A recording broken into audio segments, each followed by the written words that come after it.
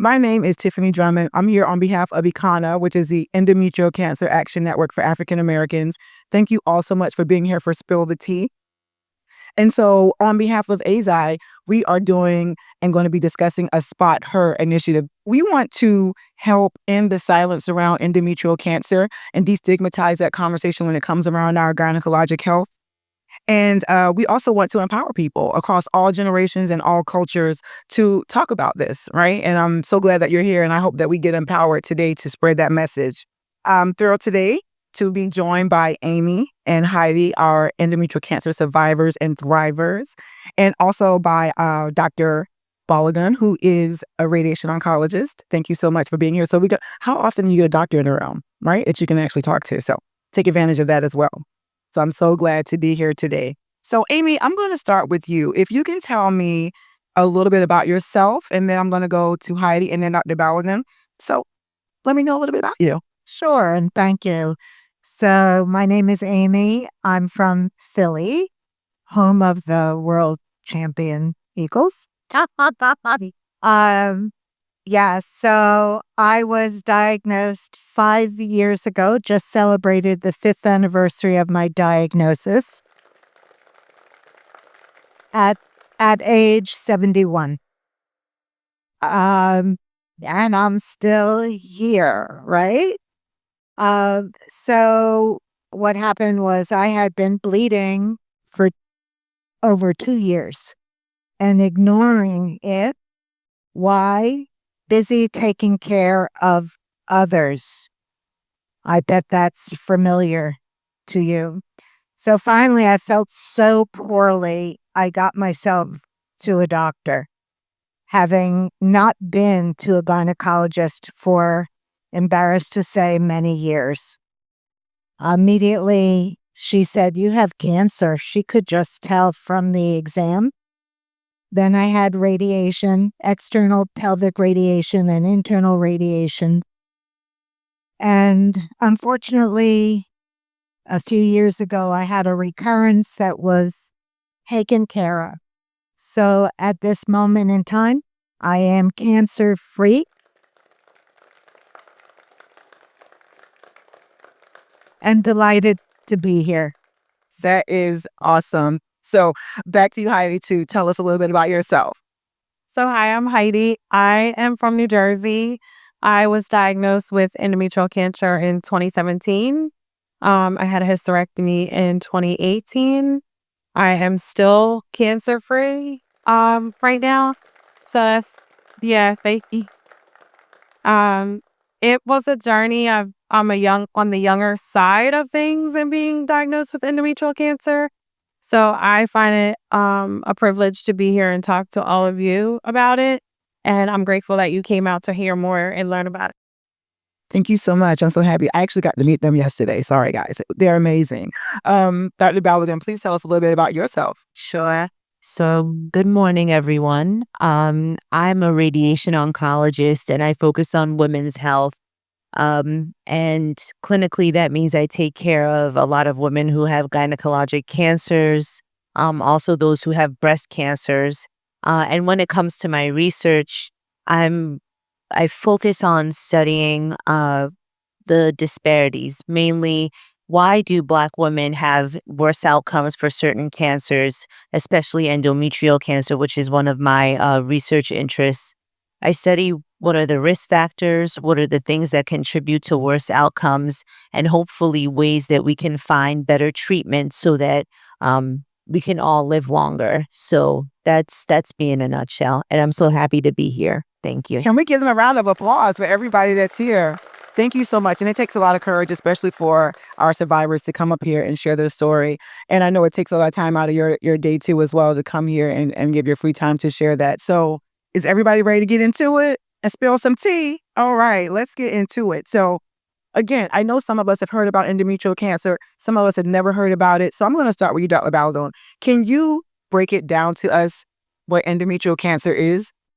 So briefly, I'm going to start with what is cancer. I think most of you in this room, it seems like you heard about endometrial cancer, but just in case, all your body, every single part of your body is made up of a cell. And these cells are programmed to divide for a certain period of time and then stop. And some of them will die off, or some of them will just remain in that state. Cancer is when your cells just go on their own. They don't listen to the program, and they start dividing and growing without control. And then they gain the ability to travel to other parts of your body where they should not be. So when we talk about endometrial cancer, the endometrium is the lining of your uterus, your womb. And so cancer is when those cells in the endometrium, the lining of your uterus, grow without control. Okay. So when we talk about endometrial cancer, it's the most common cancer of the uterus. So that's why you may also hear it be called uterine cancer. It's also the most common cancer of your reproductive system. And we want to be aware of the signs. What are some of the things that you might experience that might tip you off? Hey, something is wrong. Okay. If you hear nothing else today, please pay attention to these signs. First of all, abnormal bleeding, the number one sign that you might have endometrial cancer. And abnormal bleeding includes changes in your period. It can also be a heavier flow than normal. And also, especially if you're bleeding after you've gone through menopause, that is a key sign of endometrial cancer. Menopause is when you haven't had a period for 12 months straight.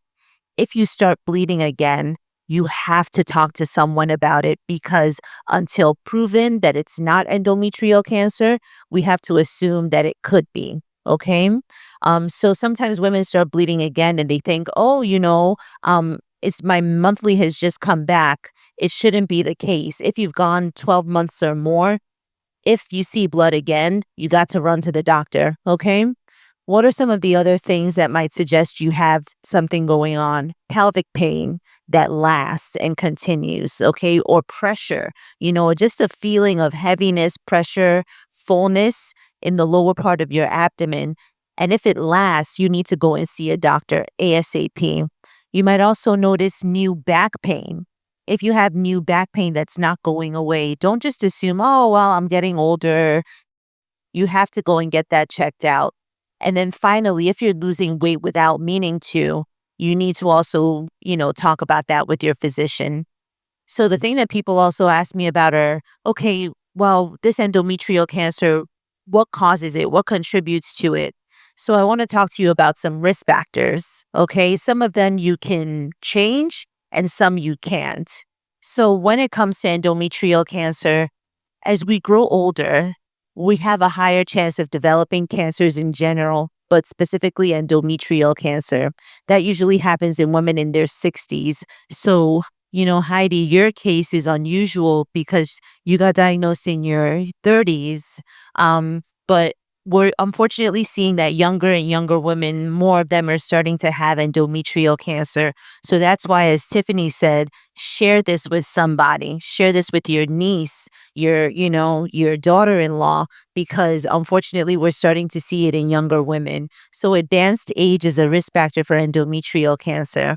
What else? If you have a diet that's high in fats, and you also have low physical activity, we know that fat in the body can also contribute to certain kinds of endometrial cancer. If you've never had a child, you may have a higher risk for endometrial cancer. Or if you have a condition called polycystic ovary syndrome, PCOS, right, where you have a lot of fluid-filled cysts on your ovaries, that can also increase your risk. And then family history is the next thing, right? So if in your family there's a history of endometrial cancer, you have to be aware that you have that history. So again, conversations are very important. How many people here have had conversations with their family about, do we have cancer in the family? What illnesses? Oh, okay. Fewer than have heard about. Good. Okay. So I'm glad to see a number of people, because sometimes it's just, oh, well, grandma died and, she probably had something. So all of those things are important to know. And how do what's our best strategy, right? The best strategy is make sure you take care of your health, do your physical activity, but also go in for your checkups. So I encourage you, once a year, you should be having a pelvic exam. And sometimes people will tell me, well, I'm not having sex. I'm an older woman. That didn't mean your private parts went away. They didn't shrivel up and go away just because you're not, sexually active or because you turned 70. You still have those parts. And someone needs to take a look every year. Okay. And you don't always have to get the pap test. It's usually used to find cervical cancers early. We don't yet have a test specifically for endometrial cancer. We're working on it. People are working on it. We know it's a problem. But if you do the pap test, it can sometimes find cells that came down from the uterus. So it's really important you go to your doctor. And that's why, because we don't have a specific test, that's why you have to pay attention and listen to your body. Because when you see those those changes, like the bleeding issues, that can tip us off. And if you come in sooner, we can save a life. Okay. Did y'all get that tea? Okay. That was some tea. Now, I do have a follow-up question when we talk about family history, because I know because it is a gynecologic cancer, people typically think, well, I only need to look on my maternal side in terms of family history. So is it important to look at both sides, maternal and paternal, when it comes to cancer history? That's a great question. It is part of your gynecologic system, but we know that the mom and dad, both of their histories matter because both your parents contributed to, how your cells are made up, and what you're predisposed to developing. So both the mom's side and knowing your dad's history are important. I know we tend to be closer to our mom's side of the family, but we need to also dig into our paternal history. So that was amazing. Thank you so much. And again, I do feel like sometimes, I know when I go to these things too, information can be overwhelming, but take away those key things, right? What are the key things that Dr. Balogun said today? What are the risk factors, right? What are the things that I can change? What are things I can't change? These are the things that we can actually start doing today. And like she said, the most important is sharing the information that you did learn, right? So now we're going to get to our wonderful, wonderful EC survivors here. Now, before I get to your story, though, I know you introduced yourself a little earlier, but can you kind of told us about I know the Eagles won. Okay, we're in New York. It's okay. But I do want to know, tell me a little bit something about yourself. And then I want to kind of go into, tell me something about yourself that no one would know. I love to say that. And then kind of tell me about your journey into endometrial cancer. What were your symptoms and what was your journey like leading to your diagnosis? I'll start with you, Amy. Tell us something about you that we wouldn't know. Okay, so my big hobby is theater in the audience, not on the stage, and including both local and I like to travel to London to see theater, more so even than going to Broadway. So, but as I mentioned before, after 2 years of bleeding and then increased discomfort and weight loss, finally got myself to the doctor. And ultimately, I was diagnosed with what's called stage 3 uterine cancer. And it had also gone into one lymph node. So I did have a hysterectomy. All the parts were removed. And actually, recovery from that surgery was, for me, the toughest part. Way tougher than chemo, actually. I have a question for you. I didn't want to cut you off, but when you first heard that diagnosis, right, when you're in the doctor's office, what was that experience like for you? So on the one hand, kind of shock. On the other hand, I knew something was really wrong. I had a feeling. I had a feeling. Did you have someone there with you? Or were you alone? And no, because actually I went from a gynecologist that I was able to get a quick appointment with. And she set me up that afternoon with a colleague who is a gynecological oncologist. So I took a cab from one office to the other, and I'm in the cab and I call my husband and I say, I have cancer. And One thing that you said was that you were embarrassed. Well, I was embarrassed that I hadn't gone So sooner, and yeah, I felt guilty, if you would, but I have forgiven myself thank you. for that. Thank you. Because I just want to underscore that, because sometimes it's a cycle. You know you know I should go in sooner, and you're embarrassed, so you don't go in sooner. And so you wait longer and you get more embarrassed and you feel guilty. When you saw your doctor, did they scold you and say, well, what did you do? Why were you? No. Never, never. So don't, please, I'm asking people, this is a safe space? Is this a safe space? I'm a doctor, and there are things I should do for my health that I haven't done yet. And I know I'm going to go and do them. I know, but that's the most important part, that you just get over the embarrassment and the shame. And I'm glad you went in, because there are people who come in too late. I don't know what would have happened if you waited another year or so, but yes, no one is perfect. We all have things. Your doctor is not going to scold you. We just want you to come in. And I'm a doctor, and there are things that I delay on. So it's part of the human condition. If you have a doctor who shames you for anything, for your weight, for anything, get a new doctor. Thank you so much, Amy, for sharing that. So Heidi, I know you thought I forgot about you, but I didn't. So tell me something about you that I would not know, and tell me what your journey to your diagnosis was like for you. So it's gonna be something you know. The three of you have heard this, but something about me that people wouldn't know is I am not the social butterfly. This is different for me. It's outside of my comfort zone.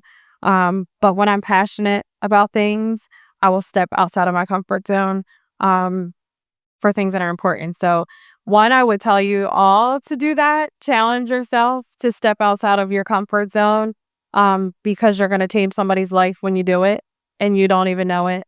Um, Secondly, Thank you, Heidi. you're welcome. So I I can't say that I was fearful. I wasn't fearful about going to the doctors, but I think something that I was struggling with will resonate with everyone too, is financial, right? It was a financial struggle for me.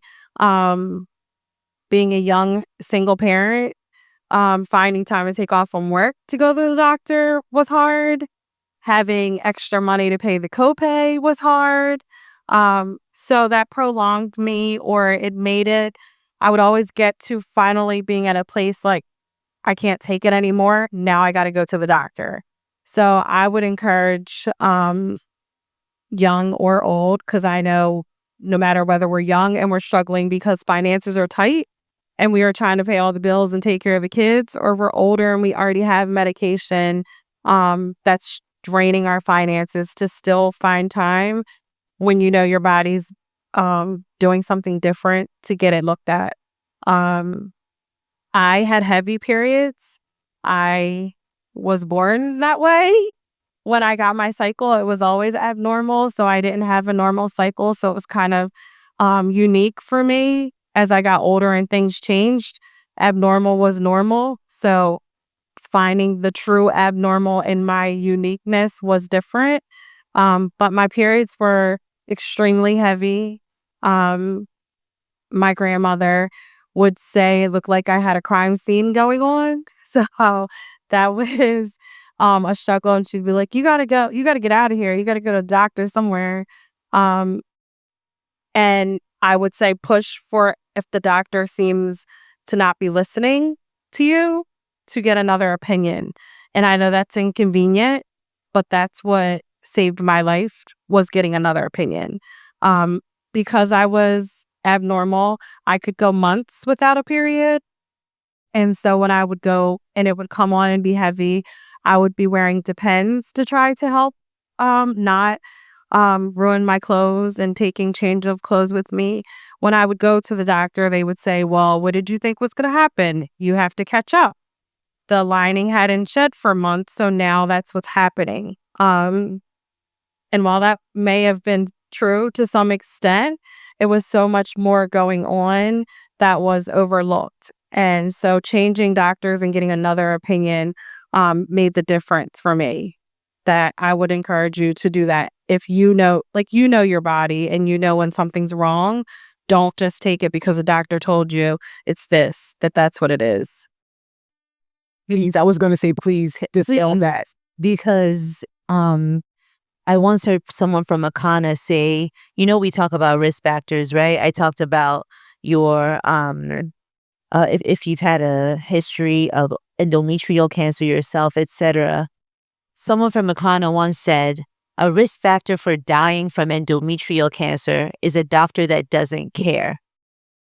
I never heard anyone say it like that, but it's true, right? I pride myself on listening, paying attention, but we know the research has shown that women, especially young women, especially Black women, our pain is undermined. Our, symptoms can often be dismissed. We once had something they called hysteria. They said, oh, it was hysteria,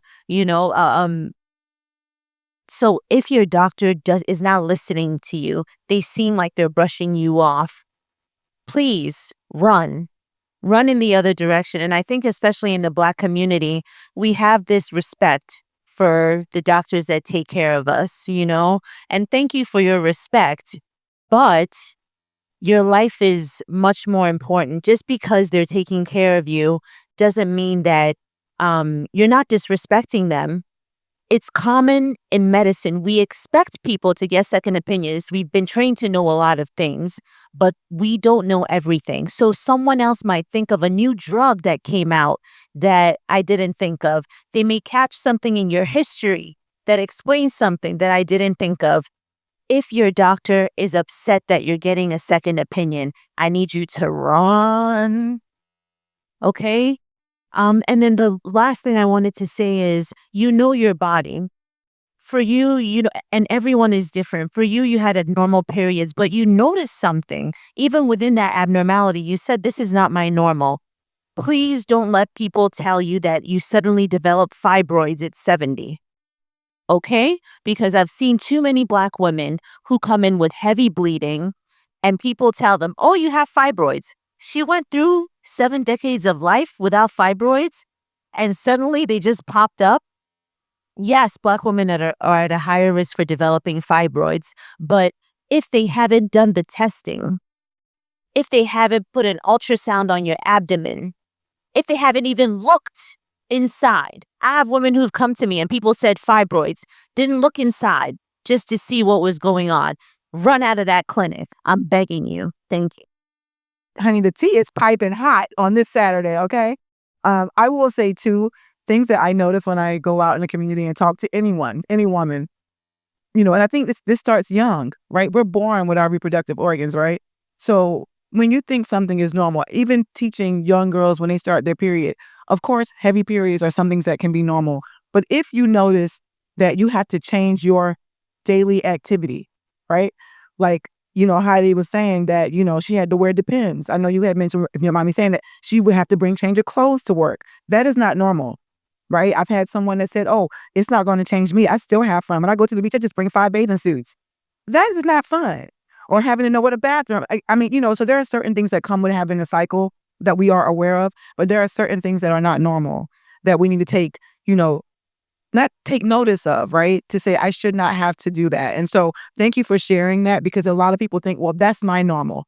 No, it's not normal for anyone. So thank you all for sharing that. Having the tea. I'm trying to be professional, y'all, but if you start hearing me go, oh, okay.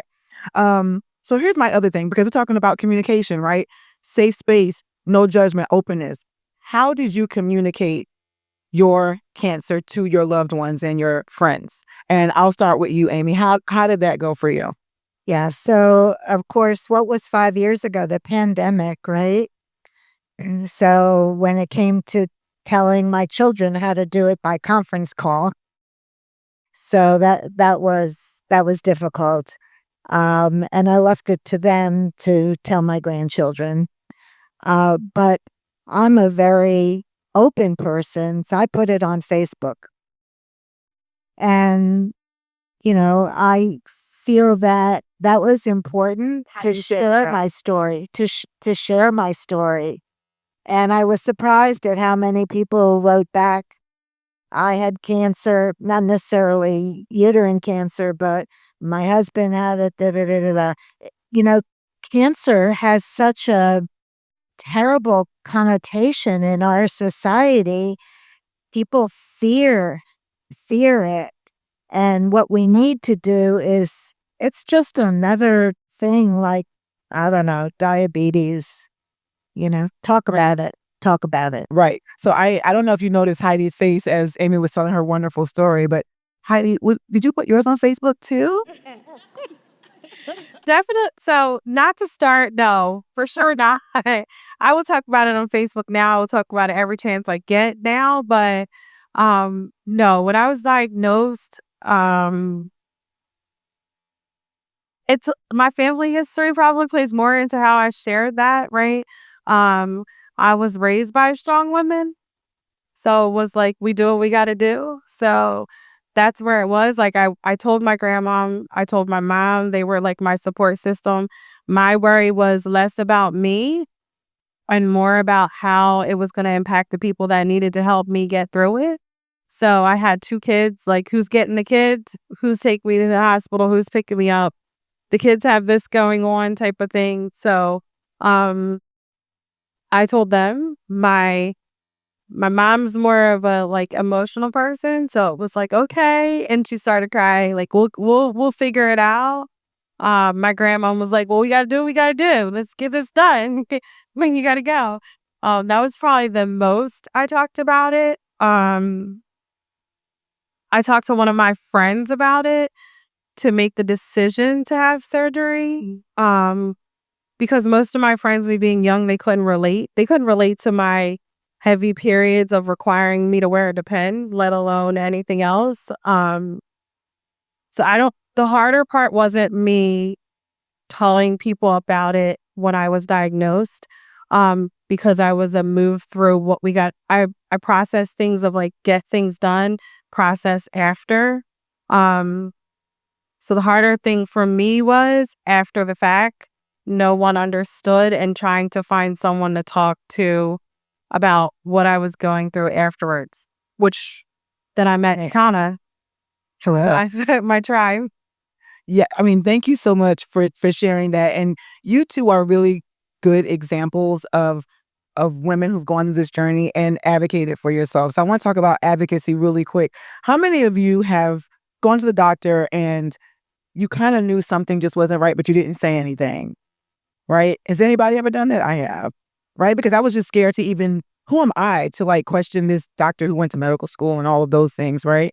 But the importance of advocating for yourself is like Dr. Balogun said, if you know something isn't right and they're dismissing that, right? So did you all ever have that in any of your experience being dismissed, or was it more of a, I don't want to say positive experience, but in the advocacy part for you, how was it advocate?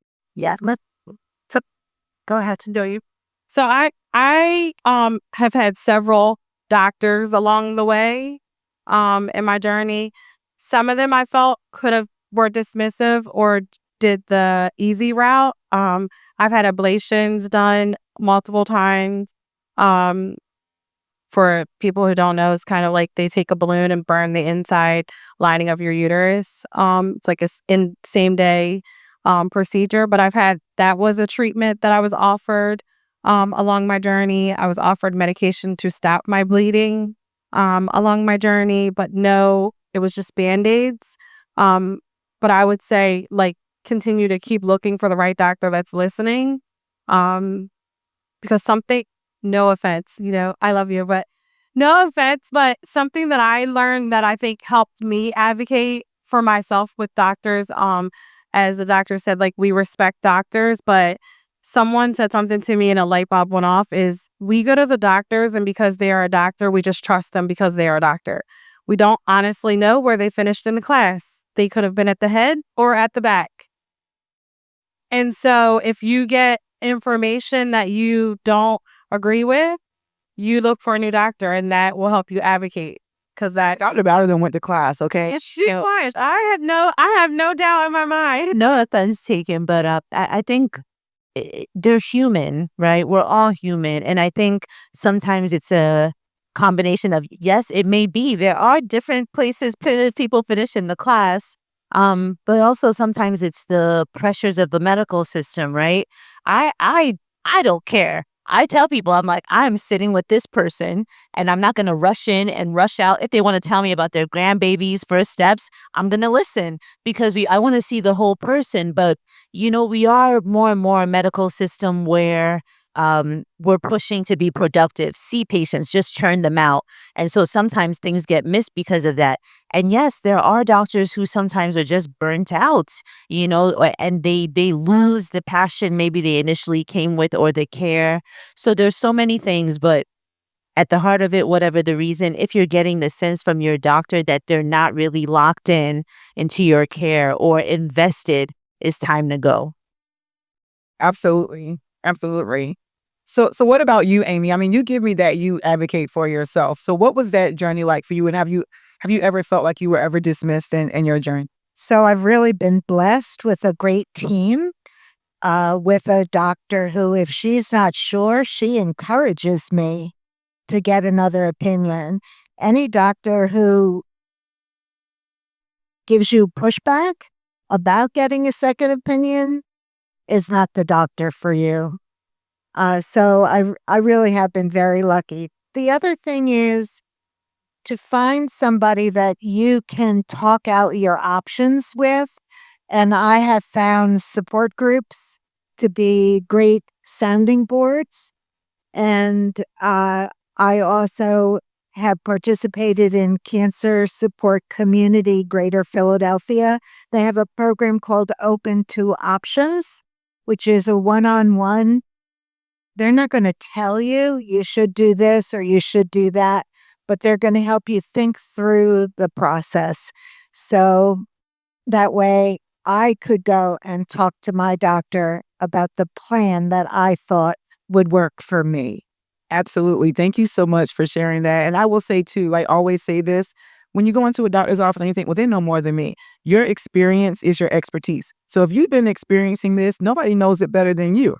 Right? So you're just relaying information to get, some kind of discernment from it all. So we're going to kind of shift the conversation a little bit, and we're going to talk about conversations and how we're really going to start doing this outside of this room, right? And so that's what the Spot Her initiative is all about. How are we going to be able to start talking about these conversations outside of these type of settings, right? Which I love having them. Please don't stop this. I thank you so much. So I'm going to tell you a quick story before we get into this, right? And how we had this wonderful, amazing event, Spot Her at the salon. So I was actually getting my hair braided a month and a half ago, right? I'm getting my hair braided and my braider, she kind of winced a little bit. And I was like, are you all right? And she was like, yeah, she kind of like held her stomach. Now, normally I would have, like before I knew about endometrial cancer and advocacy, I probably would have just let her keep braiding my hair and been like, okay, she all right. And I was like, I know I just met you like 30 minutes ago. These 4 braids are amazing. But if you don't mind me asking, are you okay, like, reproductive wise? And, someone just had a child, 15 months old, and I have a cyst on my ovary. And I said, well, how long have you had that? Well, before I got pregnant. Now your son's 15 months old. And I said, and she literally had to take a break. And I was like, honestly, I think you can do it to the emergency room. You need to have someone look at that and don't worry about my hair. I can get it, whatever. Anyway, long story short, and I was like, after we leave here, you need to go to the emergency room. And she did. And she actually texted me and said, I've never had a client talk to me that way.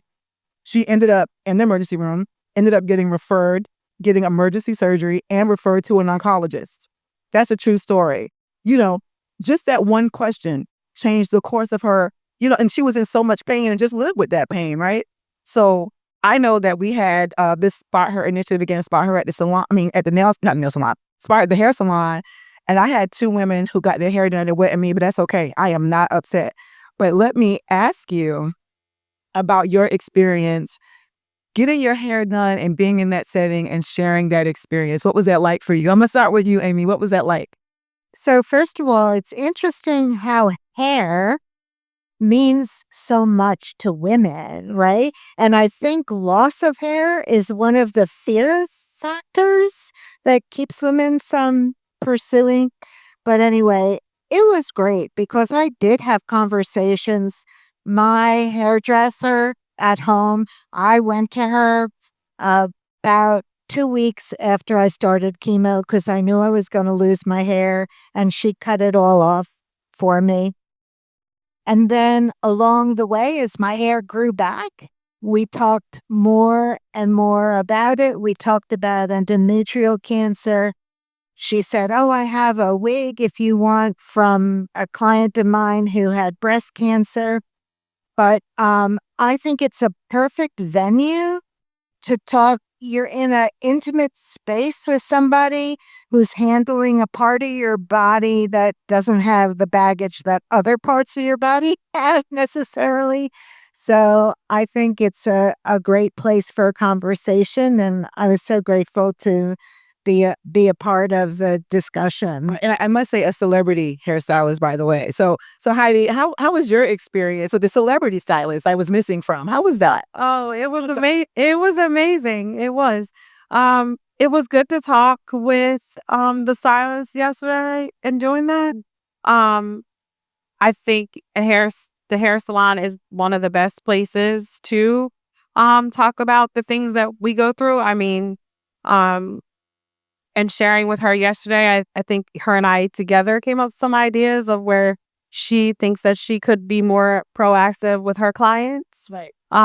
moving forward. But for me in my journey, um, definitely hair is important to us. So I worried about what it would look like losing my hair. So I did a big chop early on, um, which sparked conversation with my stylist as to why do I want to do a big chop.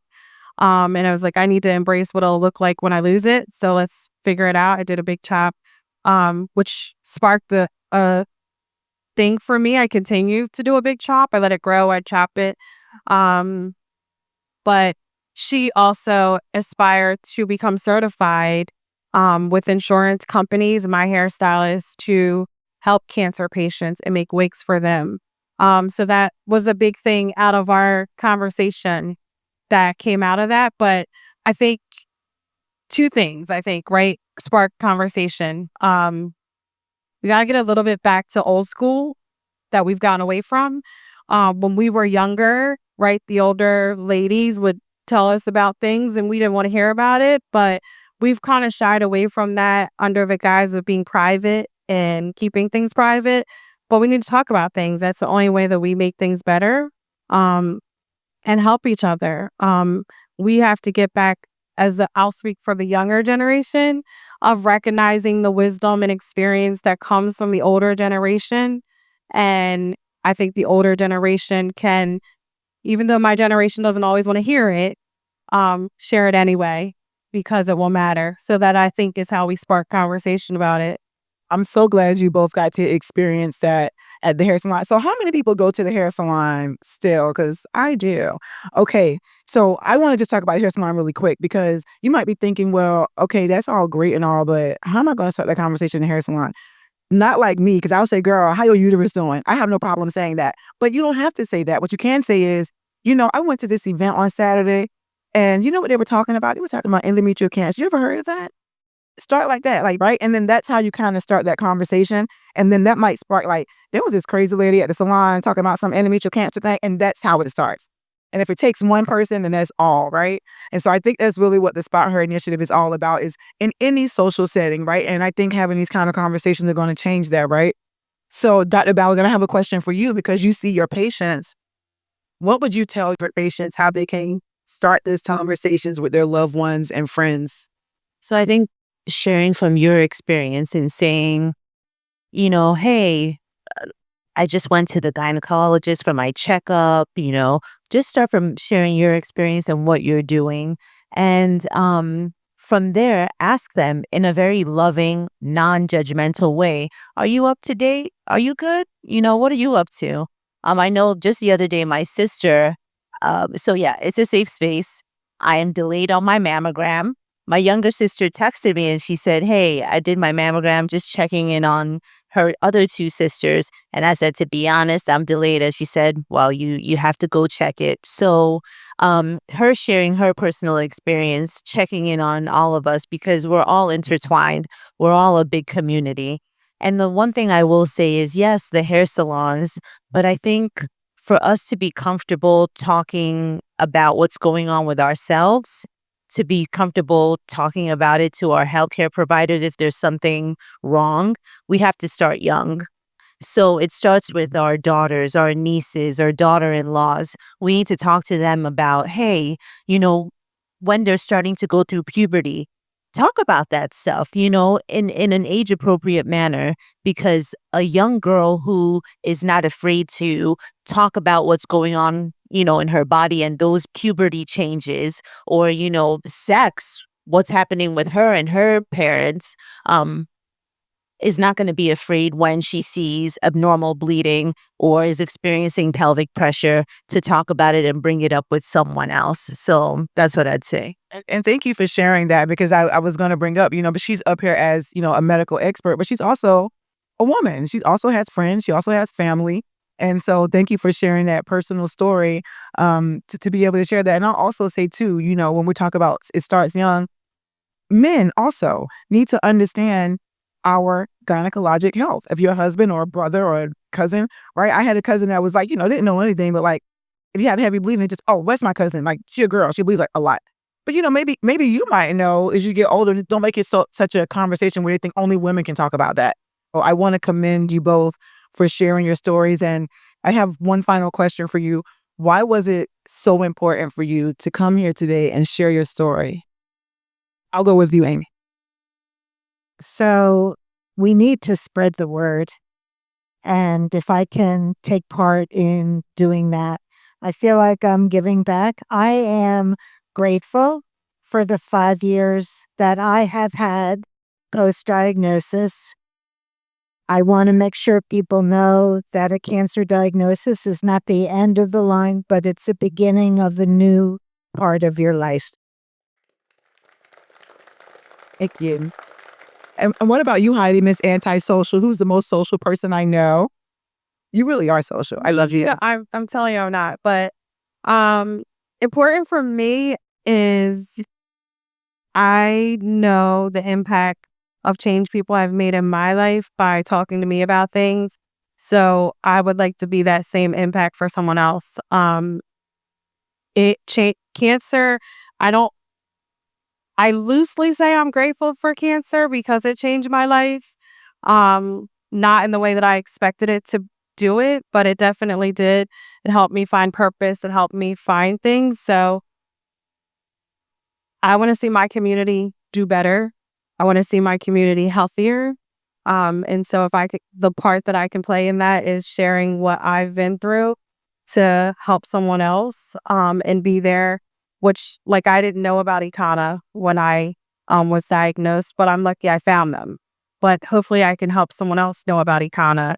I didn't know about Spot Her, but hopefully someone else will know about Spot Her when they're going through or ECANA or side. So it was important to me just to touch somebody. And I would say, you don't know the impact that you have on the people that you see every day. I am a person that doesn't normally think I'm doing great things, but recently for my birthday, asked people to send me 44 words to celebrate, and the things they told me shocked me. I was shocked by how impactful I've touched people that I see every day, whether coworkers or friends, and just the things that I've talked about, whether it be my struggle with cancer or endometriosis or anything in family. So I would encourage you to talk more with the people you're spending time with about the things you think you shouldn't talk about, because they really want to hear it. They're really listening and absorbing it, and you're making an impact. And they don't know. You might tell someone something and they didn't need it today, but they heard it. And 6 months from now, a year from now, they may run into someone else who needs it. And then you already gave them the tool they needed. So I would say definitely do it. Your voices are very, yes, thank you. Yes, let's clap for that.